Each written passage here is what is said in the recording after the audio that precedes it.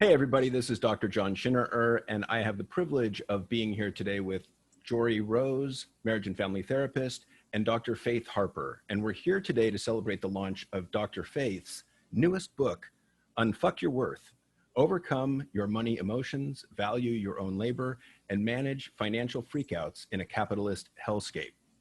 So a little bit about the book before we get into the interview. The book is about untangling your emotions and expectations about money so that you can live your best financial life. Without fear and shame holding you back, it's more possible to move past all those social barriers to actualizing whatever your money aspirations are, whether that's getting a raise, getting out of debt, having honest conversations about money with your family, saving for the future, or wherever your values lead you. Dr. Faith is the author of the best-selling Unfuck Your Brain, one of my personal favorites, and Unfuck Your Intimacy. There seems to be a theme here. These books tackle some of the toughest emotional topics that there is with her trademark mix of neuroscience, gentle encouragement, and no-nonsense language. That's one phrase for it. This book isn't about getting rich quick or necessarily at all. It's about figuring out your own economic values and baggage and learning to be the person in the world you know you have it in you to be. So a brief bio of Dr. Faith Harper. She has more letters after her name than a bowl of alphabet soup. I don't know what they mean. I think they're real. Hard to tell in this era of fake news, but I do know that Dr. Faith is a badass, funny lady with a PhD. She's a licensed professional counselor, board supervisor, certified sexologist, which sounds like fun, and applied clinical nutritionist with a private practice and a consulting business in San Antonio, Texas. She also never sleeps. She has been an adjunct professor and a TEDx presenter and proudly identifies as a woman of color and uppity intersectional feminist. She is the author of numerous books. She is available as a public speaker and for corporate and clinical training. Thank you so much for being here, Faith. How are you doing? I'm doing great. Thank you so much for doing this with me. I'm so excited that people who know me and like me anyway were willing to help me with this project. I'm looking forward to this conversation, Faith. Yeah, thanks so much for inviting us to be able to talk with you. So and just for oh yeah, go ahead. So what inspired you? We're so good at this. Yes, we're learning. Yes. So what inspired you to write the book, this book? Well, and it really came from a conversation that I was having with my publishers, my publisher and my editor.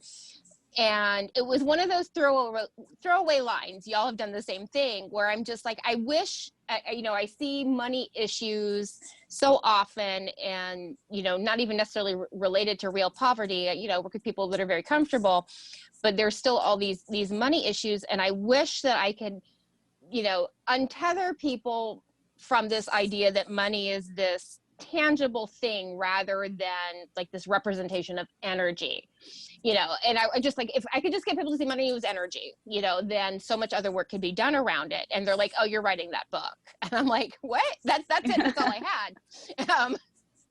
But that they really thought that there was a need for it. And then I have had a lot of people that do financial coaching and stuff reach out since the book has come out saying, yes, like we needed this explanation of why it's a problem, not just what to do about it, but why we're having all of these financial issues and why is it that so much of, what we think about ourselves is tethered into our paychecks and things like that. So based on, the feedback I've been getting back, it was a very much a needed thing. So they were right on the point when, I looked up what I was doing and made that comment and it got turned into a book. Careful what you say next time in front of your publishers. Right? Yeah, exactly. Next time I'm going to be like, Jory's going to write it. She's got it. Yeah. It's good. Yeah. And I agree with you. I think there's so much tied into the story we carry about money. And we'll get into that because I've got lots of questions around that. I'm big about our stories and what we can rewrite and let go of and what are we holding on to and where did it come from? And there's layers of this in this book. So who do you think this book is ideally written for? The title right off the bat is going to attract a lot of attention. Yes. But how would somebody know, do I really need this? I think it's for anybody who is going like, why the fuck do I keep doing this thing? Why am I in this pattern? And why am I so uncomfortable with money, or I don't want to look at it, or I'm spending in this weird way, or they've, like read all that competing advice of, about shopping addiction, or, whatever else. And they're looking for good science to really understand the why. Like, those are what all my books are about. It's not just the, okay, well, this is what you need to do, but like, this is why you're having that reaction. And and not dumbing it down. We all work with people that, like, I want to explain simply, but don't dumb it down, and help me really understand where this is coming from so I can do something different about it. So much of it is having that, oh, that's why I'm doing what I'm doing moment. Now I know how to work with that, so I'm not just kind of responding with these same repeated patterns. So I would say, for the work that I do in mindfulness and therapy, awareness is always the first step. So it sounds like that's part of what you're saying here is if I don't have the awareness of my patterns, I don't have the ability to change anything. Yeah. So maybe anybody who's getting stuck in any patterns that perhaps are not serving them would ideally benefit from this book. Absolutely. Yeah. I say, like, the minute we look at something, we're putting it under the microscope for the first time to look at it, we have to turn on the light to see it, and everything automatically responds to that light. Right. So things are going to change fundamentally by the noticing, by the awareness, by the, oh, there's me back on my bullshit. I know what to do with that. Mindfulness is a nicer way of saying, there's me back on my bullshit. But that, like, we don't do any work if we're like, oh, okay, haha, I'm just going to stick to a budget this time, when we've never figured out why that's been a problem. Yeah. Or even, what does a budget mean? Right? Yeah. I mean, there's even layers within that. Yeah. Well, yeah. Or how to talk to my partner about a budget. Oh, yeah. We're going to get into relationships. Yeah, there's some problems there. So yeah. One of the questions I had is, I'm reading through the book, and it seemed like there was a sense of irritation or frustration with some of these comments or some of these concepts. Like, the phrase capitalist hellscape, that tells me that you're a little bit upset about that. So I'm just wondering, did writing this bring up anything for you personally, or is there a backstory to it? Sure. Well, I mean, capitalist hellscape, I think, was an Ellie Blue term, but it's a good one. Like, it, I think that first of all, I'm relationally trained. I'm a relational cultural therapist. So I'm very much interested in that back and forth between how culture is affecting us and how we're affecting culture. Like, we're not existing in our own little bubbles. What we're dealing with is, very much impacting our mental health and how we relate to our partners and relate to our families and relate to money. And there is, so much that's toxic about our culture related to money that is a big part of the problem. And, it's interesting. So I, as a biracial woman, my dad is indigenous, my dad is Choctaw. And so I grew up with these very sort of Choctaw ideas about, the world is your family, you take care of everybody, and then seeing like, well, that's not happening. That's not how the world is working. That's not what's going on. Why are people awful to each other? Why are people shaming each other if they don't have food? Why would you not give them food? Isn't that the point of having enough food for everybody? Is that then everybody eats? Like this sort of very, I don't understand why we're doing what we're doing. And then that's also very much impacting people's mental health as well. And so there is a lot of in there about the poverty organized systems and those kinds of things, because I think we feel a sense of shame if we're not doing this well. But if we're not doing this well, the system's working.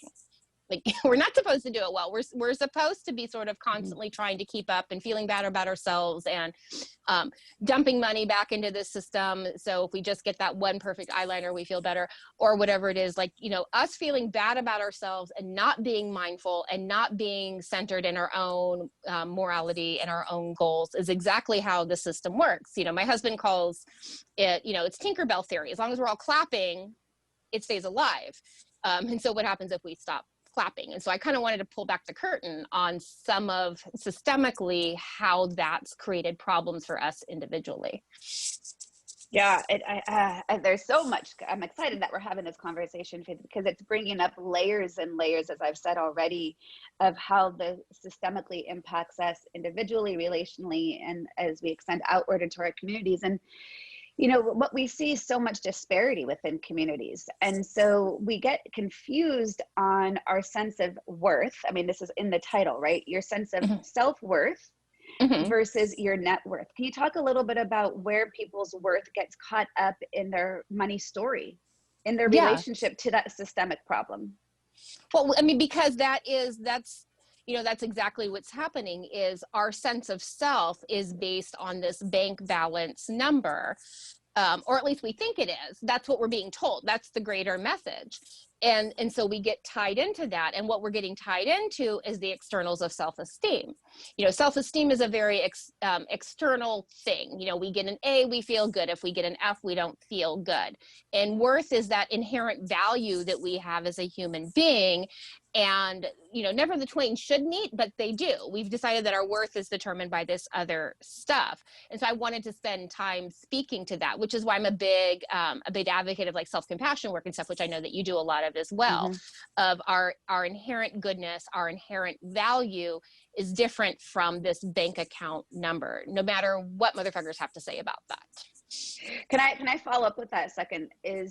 So for people who are really, really stuck, and I know the answer is buy the book, but for people who are really stuck, who are listening right now, and they say, yeah, like, wow, I haven't really realized just how much my sense of personal worth is related to this net worth, whether it's how big my house is, the car that I drive, the clothes I can buy, the vacations I can take, well, in a pre and hopefully post-COVID world, the vacations I can take, or just how much my portfolio is going up.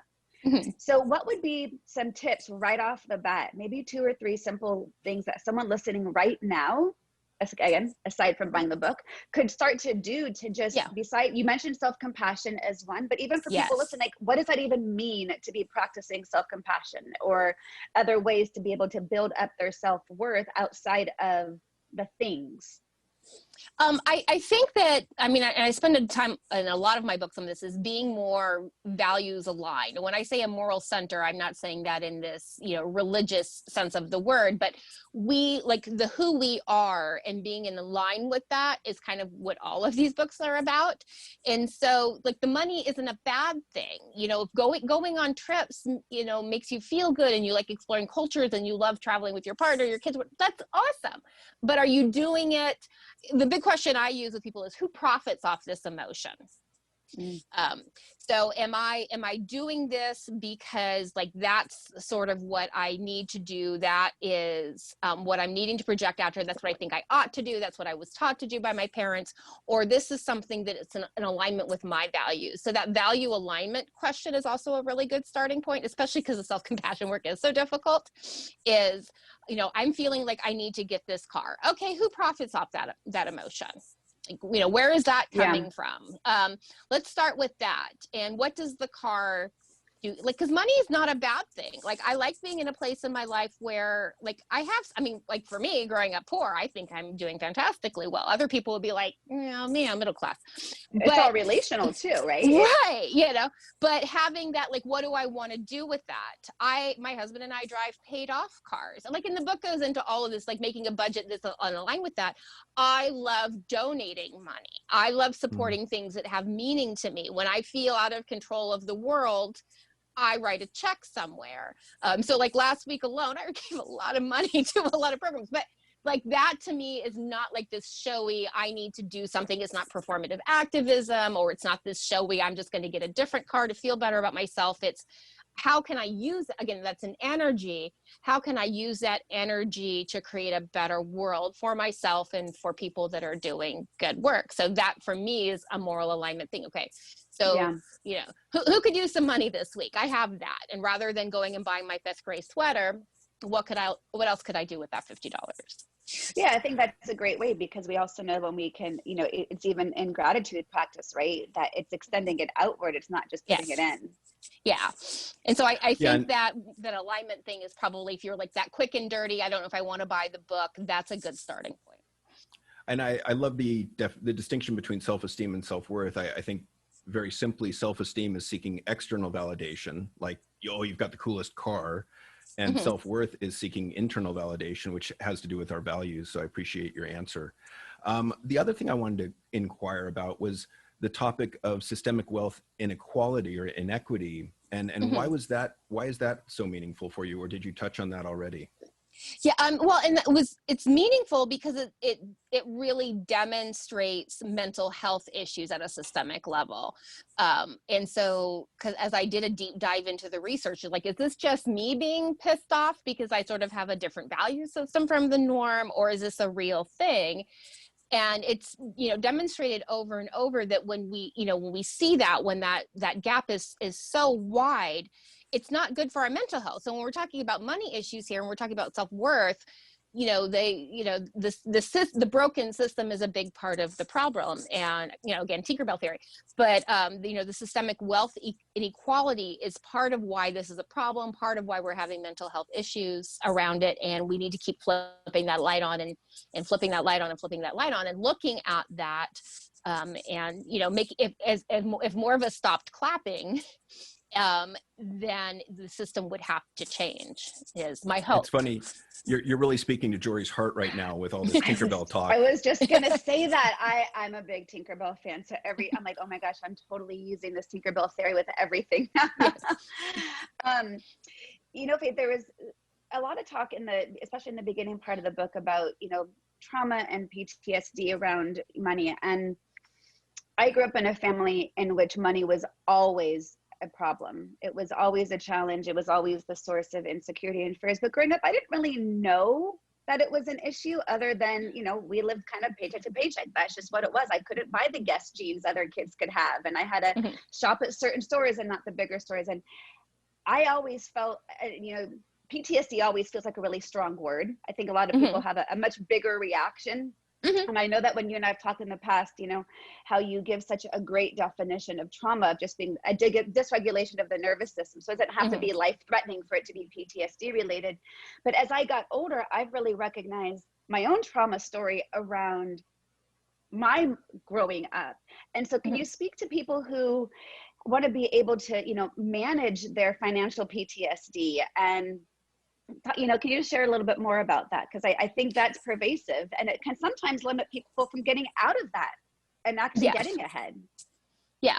Well, and there was a ton of research, and I knew that going in, that there was going to be a lot of research demonstrating the trauma associated with socioeconomic status. Like, if you're living in a poorer neighborhood, you're going to see more in urban areas, see more violence and those kinds of things. Like, we've all kind of seen those numbers, and, socioeconomic status being tied into different kinds of trauma. Because if there's not enough money to provide care, then the trauma continues to perpetuate and it becomes intergenerational.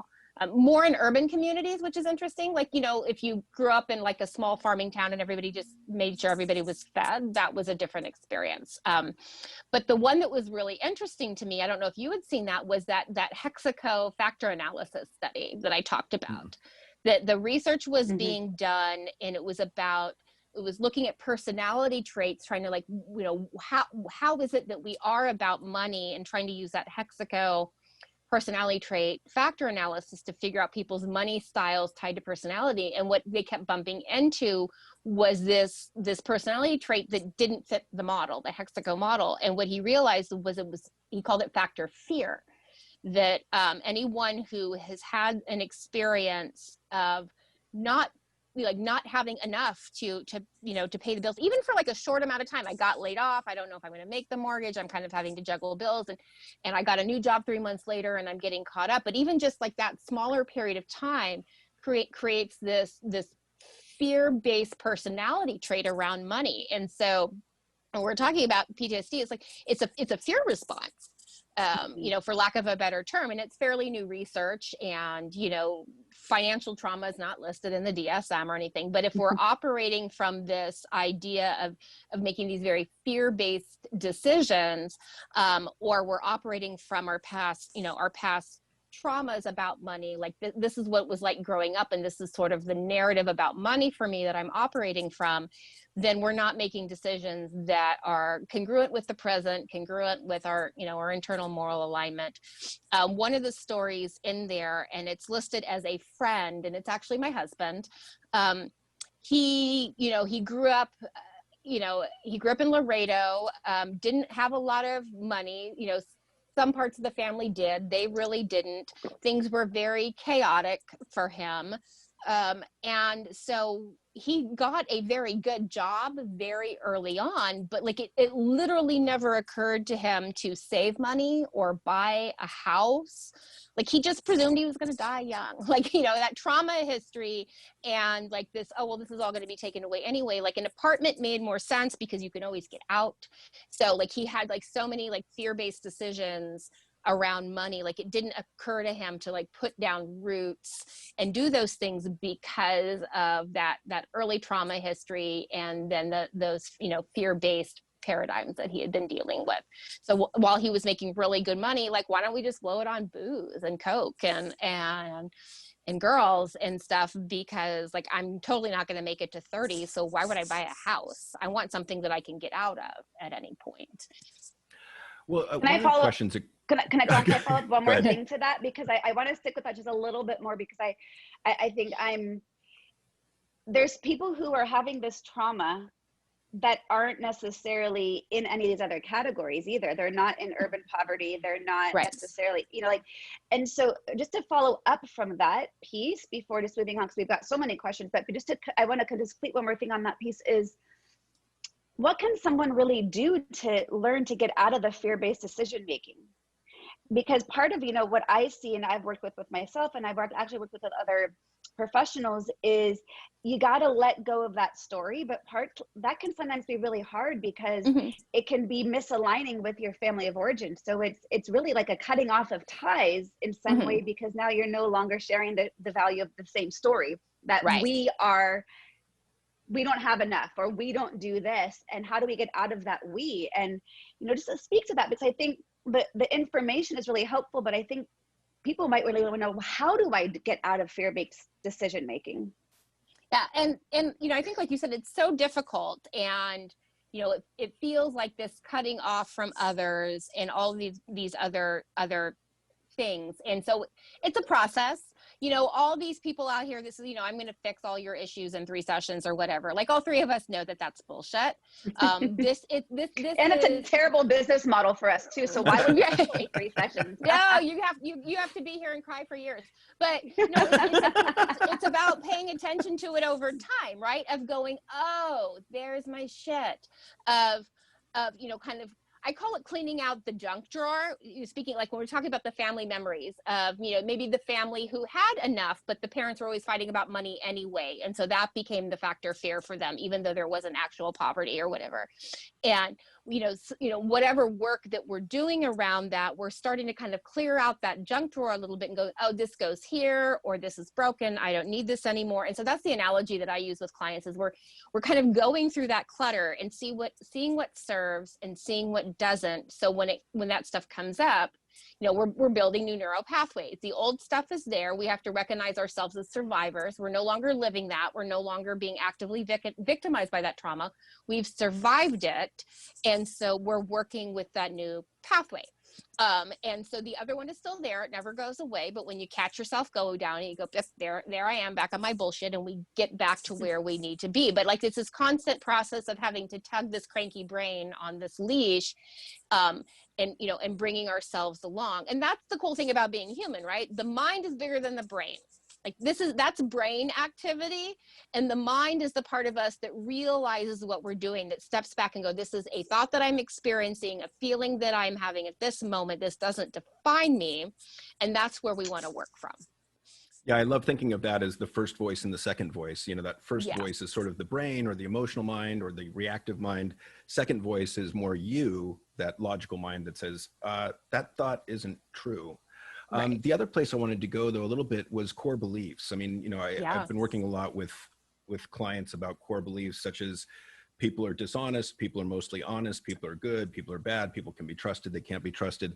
But the core beliefs in this area of finances seems to be really powerful, and they seem to generate from a very young age. You know, whatever your parents tend to tell you, money doesn't grow on trees, or maybe you get this idea that rich people can't be trusted, or rich people are selfish, or rich people are assholes.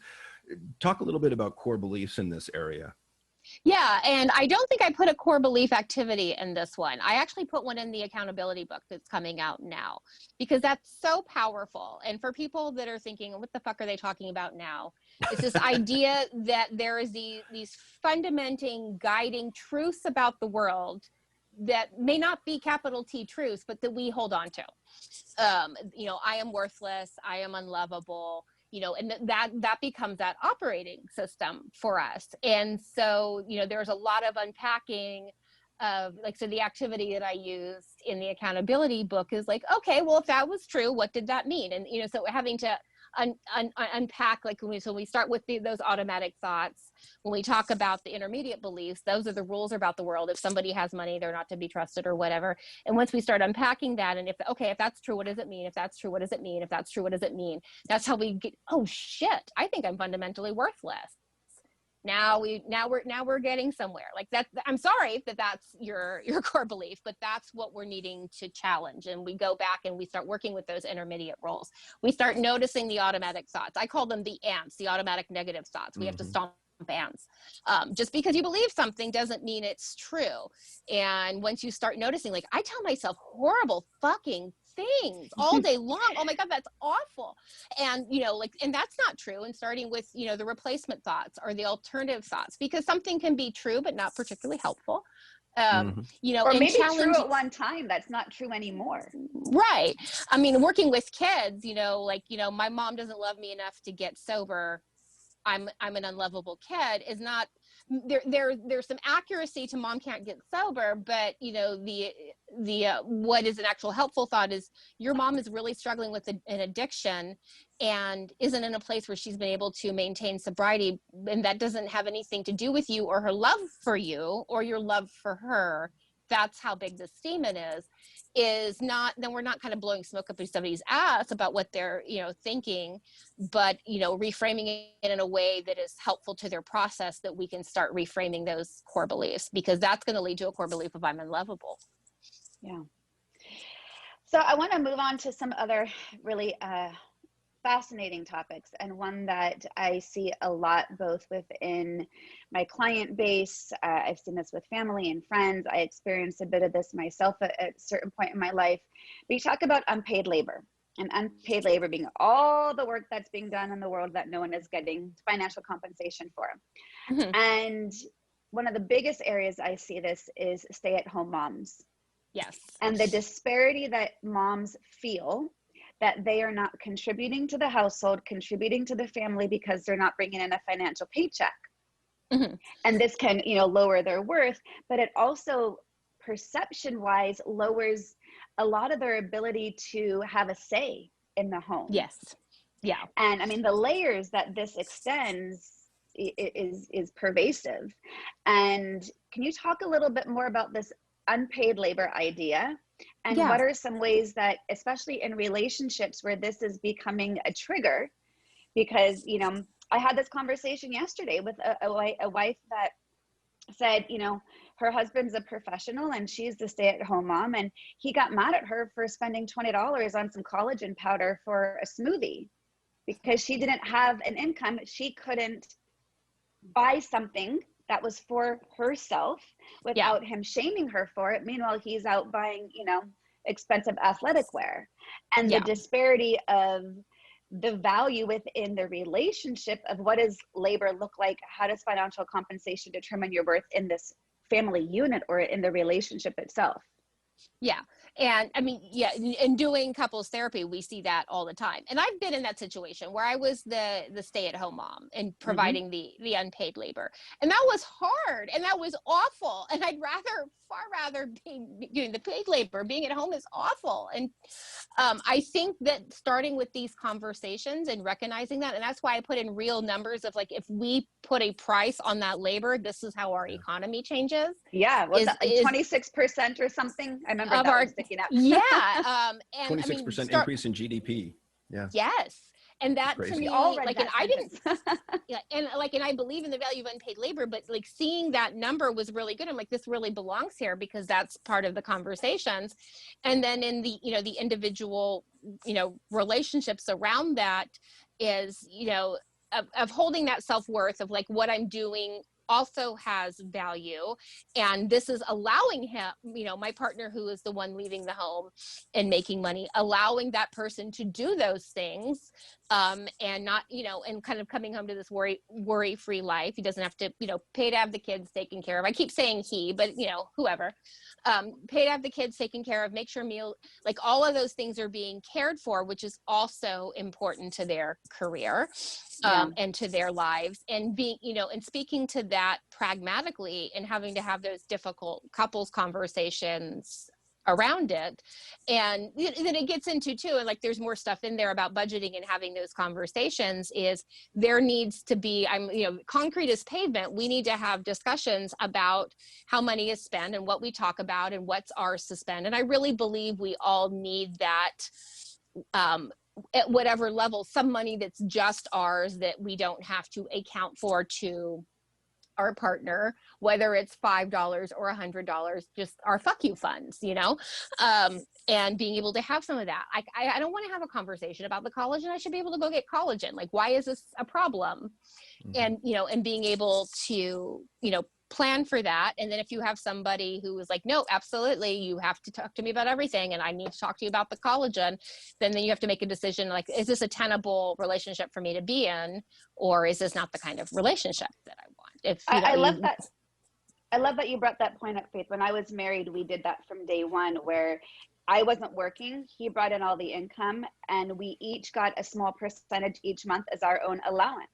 Yes. And if I wanted to go get my nails done and buy shoes and go out to lunch and get a massage, he couldn't say anything about it. If he wanted to go golfing and do whatever, that wasn't my place to say it, because it wasn't family budget. And as a result, we never ever fought about it. And couples, it's so simple. And what you're saying here is it's so simple to alleviate so many of those difficult judgments and shaming conversations when you can have a little bit of that fuck you fun. I like how you said that. I got the next one. I got the next one because I'm really excited about this. So I love positive psychology. And I think that my bias is that every one of the 7.3 billion of us on this planet are ultimately looking for happiness. So one of the big questions is, how does wealth relate to happiness? And you brought up the kind of seminal study, I think it's several decades old, of the happiness set point, where for those of you who don't know, they followed people that won the lottery. They checked their happiness point at the beginning. They won the lottery. They followed them for about a year. And let's say on a 1 to 10 scale, if you're at a 5 on that scale, they go up to a 7 or 8 for about a year, and then they fall back down to a 5. And so they concluded that's that person's happiness set point. The opposite is also true, where if you're at a 5 and you lose the use of your legs due to a car accident, you get depressed for a couple of years, maybe you go down to a 3, and then you come back to that happiness set point. Now, Faith, I think you said that this was crap, or you didn't like the idea. Tell me a little bit more about that.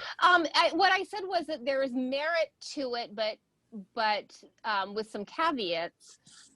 Because a lot of times things like that become overly simplified in the media, of saying like, yeah, getting a raise isn't going to help you any. You're just always going to be a 5. And that's that was my worry about it. Like there is some validity to that, but it's a little bit more complicated, and we need to stop dumbing things down because people aren't stupid. It's a matter of sort of how it's being, again, used as an energy.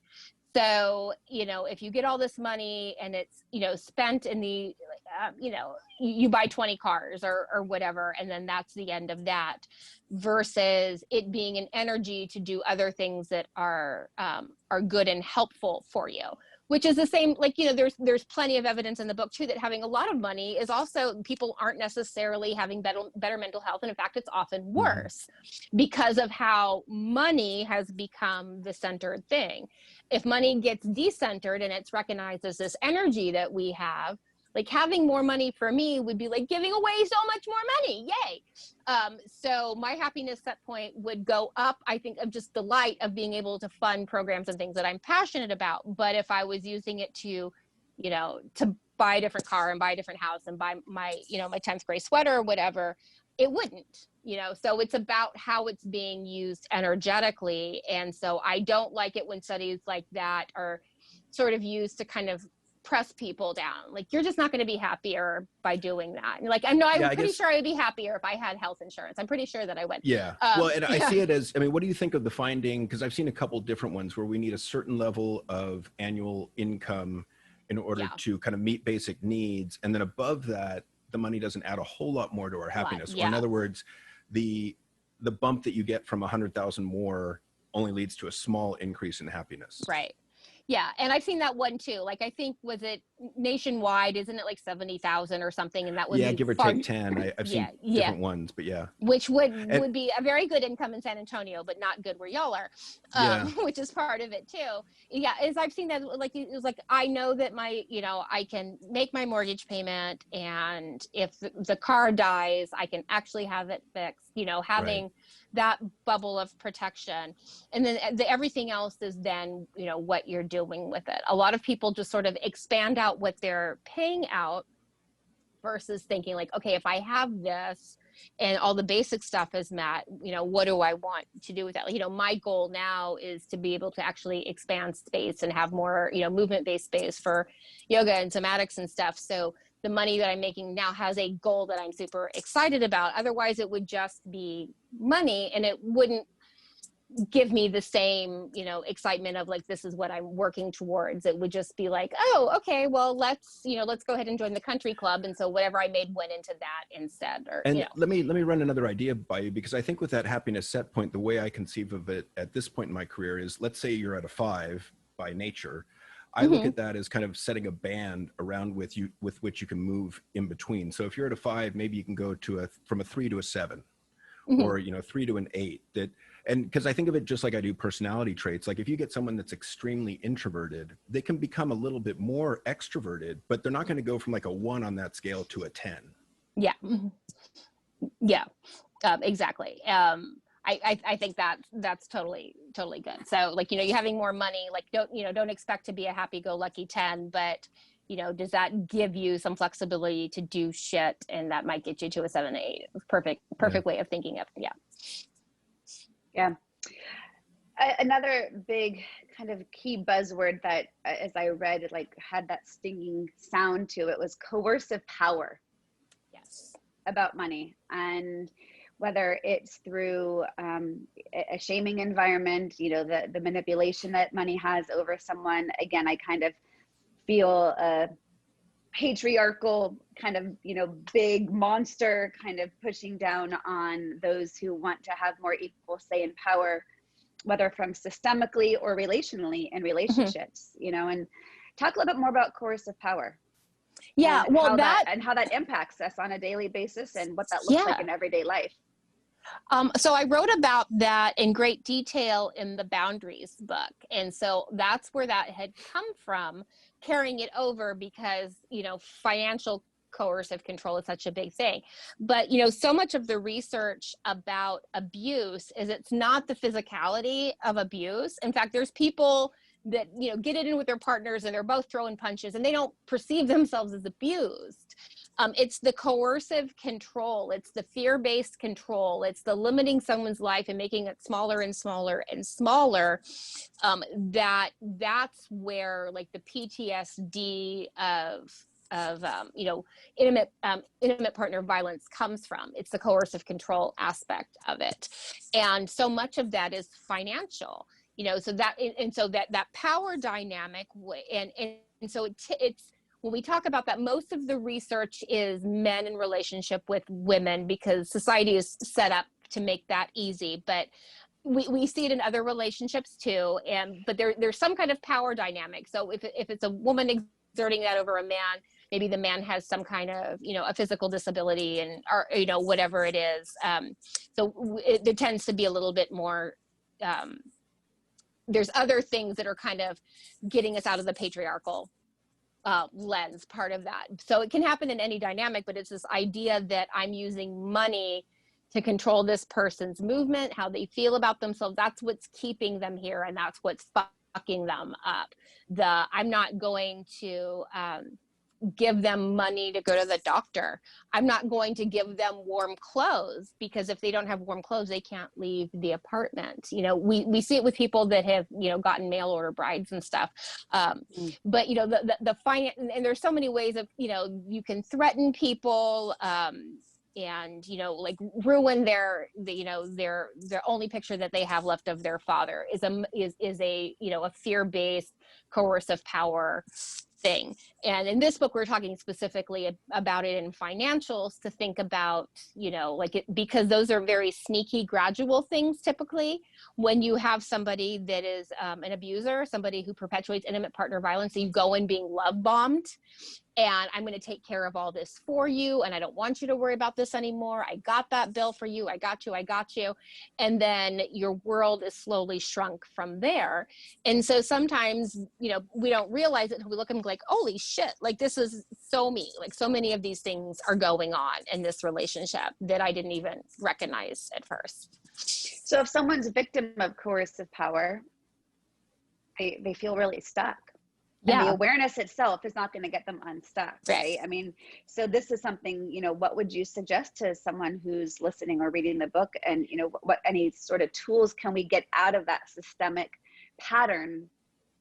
Yeah. And you know, all three of us know, like, you don't leave an abusive partner just because your therapist says that you really need to. That has to be, you have to be internally ready to do that. So, you know, my big thing is having some kind of safety plan, if you stay and if you go. And, you know, a lot of the writing saying even just having those little big pockets of freedom, like if you're able to convince your partner that going to the cooking class at church is just making you a more pious person or whatever, but having those little pockets of freedom and connection are very sustaining. And having some kind of plan for whether you stay or go, that you, in order to be as safe as possible. And like, if I stay, these are things that I can do. And if I decide to go, this is my plan for going and where I'll go and how I'll go. And I've worked with people that were slowly setting money aside so they could get out, you know, storing stuff at a family member's house and having to plan very carefully in order to do that.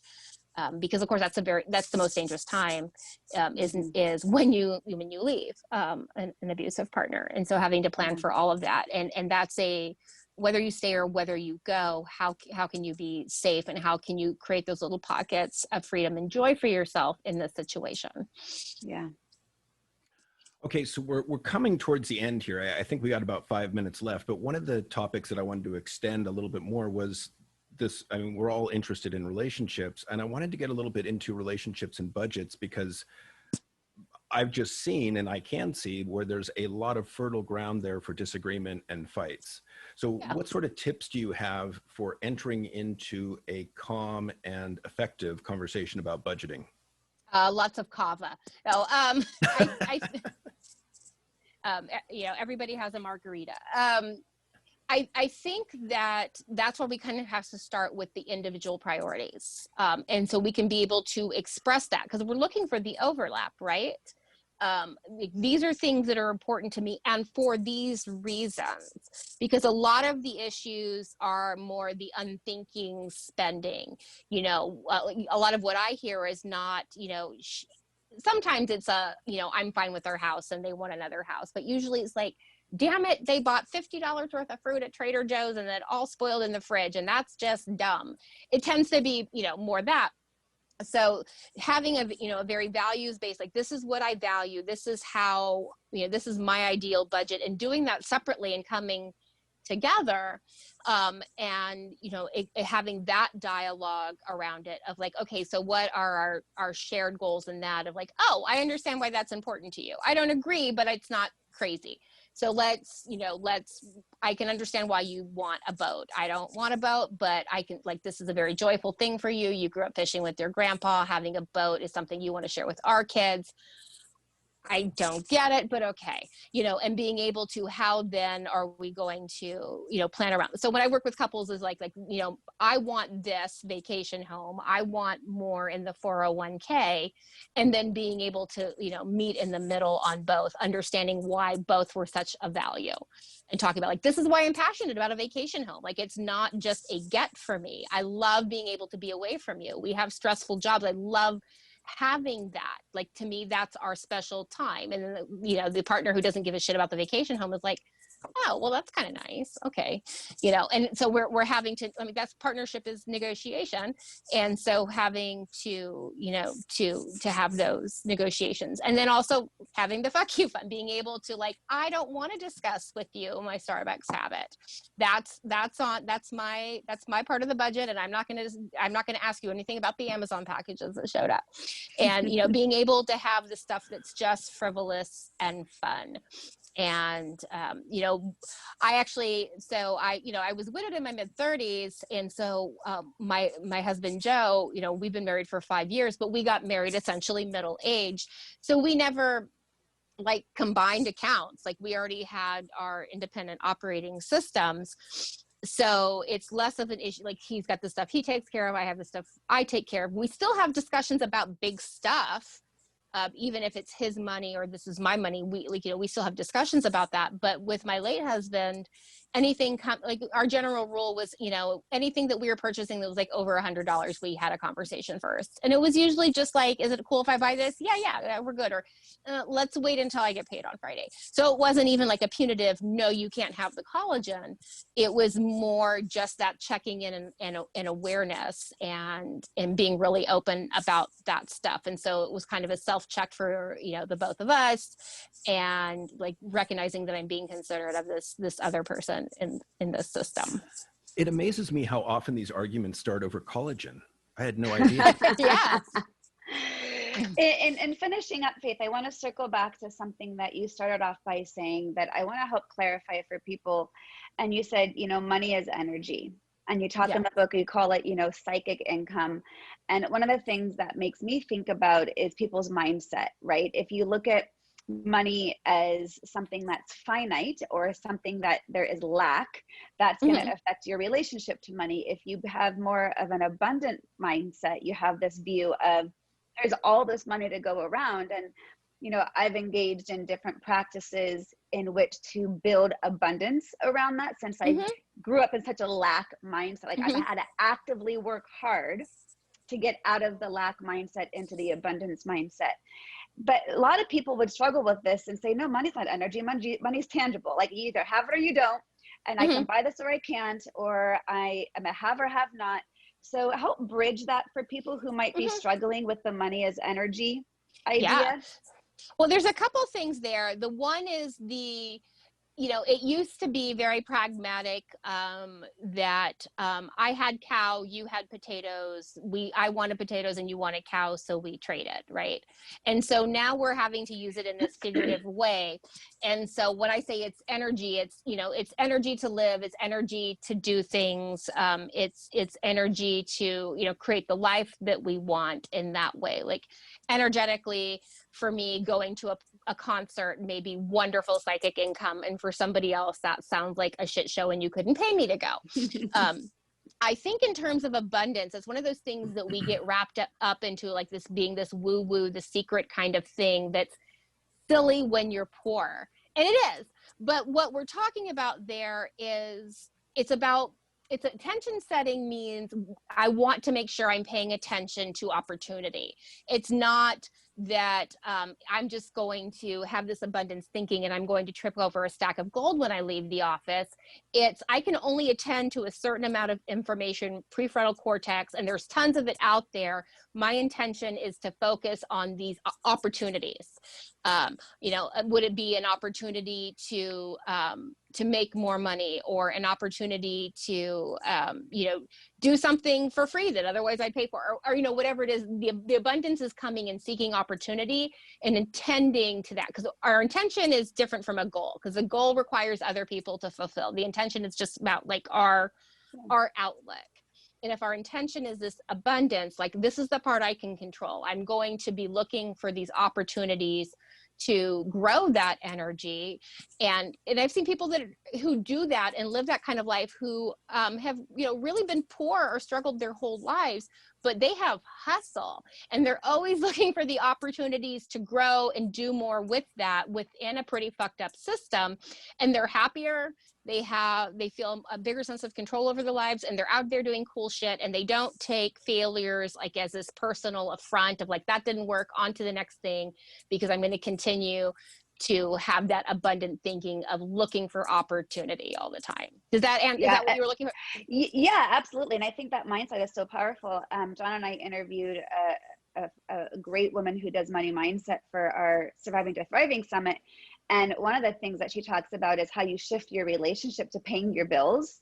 Mm-hmm. And she says, bless your bills. Like when you're paying your bills each month, if you're like, oh man, shit, I got to pay this one and pay that one, that's going to completely affect your relationship to the experience. But for her, blessing the bills was saying, I'm so grateful I have the opportunity to have electricity in my home. I'm so grateful to provide my gardener money to give his family what he needs in his livelihood. So it's this give and take of energy. Like when I read Psychic Income, to me, it was also, because I think what you're saying is the intention, you know, manifestation to me is intention plus action. It's not just, I wish it and there it is, right? Yeah. But to shift the energy is to saying, not only it's gratitude, it's exchange, you know, not just the physical cow and potato, but by paying this bill, look what I'm offering someone else's entire livelihood. Exactly. And what are those ripple effects? And so, I mean, those are the things that were coming up for me with Psychic Income. And I love all that, because I think our mindset is incredibly powerful for how we relate to anything. Yeah. And the fact that people can realize, oh, wait, you mean I can change my mindset about money? And just, it's just a curious practice. What might change if you bless your bills as you pay them? If you start to shift the oh shit to oh awesome, I get to do this. And then if you're doing, and that's why I gave like a couple different debt reduction tools, like what's going to be better for your mindset, knowing how you think and practice to help you feel better about what this work that you're doing here. The Psychic Income example that I used in the book was paying for an Uber. Like, so if we go to a concert in downtown San Antonio, it's like, you know, downtown out there, like driving is a clusterfuck, parking is a clusterfuck, getting out is it's miserable. So we go out to eat and then Uber to the concert from there. And that's like the best money spent. Like, so I'm gaining so much. That's the Psychic Income. Like I'm gaining so much from that money spent. That's what gives it value. And that is, you know, people like, well, rather than dealing with the home renovations myself, I'm going to pay for a general contractor. I'm feeling bad because that's a lot of money. Like, but did that free up your life? That's incredible Psychic Income. And I think if we think about money in that way, like, you know, I'm ordering my groceries, so I don't have to get out and have more contact right now during COVID. And I can tip the fuck out of this single mom who is out here doing this work to take care of her family. And so I get to bless her family and make sure that she gets a really ballin' tip and somebody's kind to her, you know, and all these things and how important all of that is. And there's so much Psychic Income attached to all that. Yeah, I love that. All right. So I love how you put that, both of you. And in wrapping up and in setting an intention for abundance for this book, and let's assume that this book just crushes it and does really well, and there's a movie adaptation made from the book, and they reenact this interview of all three of us, then my choice for who gets to play me is either a bald Bradley Cooper or Patrick Stewart. Tori, who's going to play you? Nice. Yes. Oh boy. The first one that came into my mind was Jennifer Aniston. Totally. Okay. Yeah, I could totally see that. You have that whole, like, I look glowy and put together even early in the morning. And Faith? Well, it's kind of a running joke because there's nobody in Hollywood that's half Choctaw and half Irish. My husband, because like nobody looks like you. We've decided that the closest would be Marissa Tomei, probably because that's my husband. Like that's his girlfriend, you know, in his mind. So if Marissa Tomei played me, yes, yeah, that Bradley is Cooper's my boyfriend, so you know, it's there like we're all going. It's a no-brainer. Yeah. So we need to pull in my husband and somehow have Paul Rudd play my little Jewish Mexican husband, which doesn't quite work. But love Paul Rudd. Isn't he the cutest? Paul, call me. Yeah. Bradley, call me. All right, ladies. Well, this was amazing. Awesome. Faith, thank you for sharing your brilliance with us. I really, really enjoyed this. And I really do hope the book does amazingly well. Me too, because I want to give more money away. And thank you to everybody that listened. Please, the reason I asked John and Jory to do this with me is they both have really wonderful podcasts and do really wonderful work. And like I said, actually like me anyway. So please follow their, I knew that y'all would keep me on track and actually ask me good questions, and it was wonderful. And, you know, follow them and see the work that they're doing as well. After you buy my book, of course. Buy my book Of first. course. And in case so you much, forgot, Faith. in case you forgot, the book is Unfuck Your Worth. Fuck your worth. Overcome your money emotions, value your own labor, and manage financial freakouts in a capitalist hellscape. Yes. I Yes, think Unfuck John is just, in gave John just gave the intro for the movie commercial, like that voice. Yes. That's the trailer. That's the right radio there. voice. Yes. Awesome. Thank you so much, All right, guys. Faith, take All care. right. Be well. Thank you, guys. Bye-bye.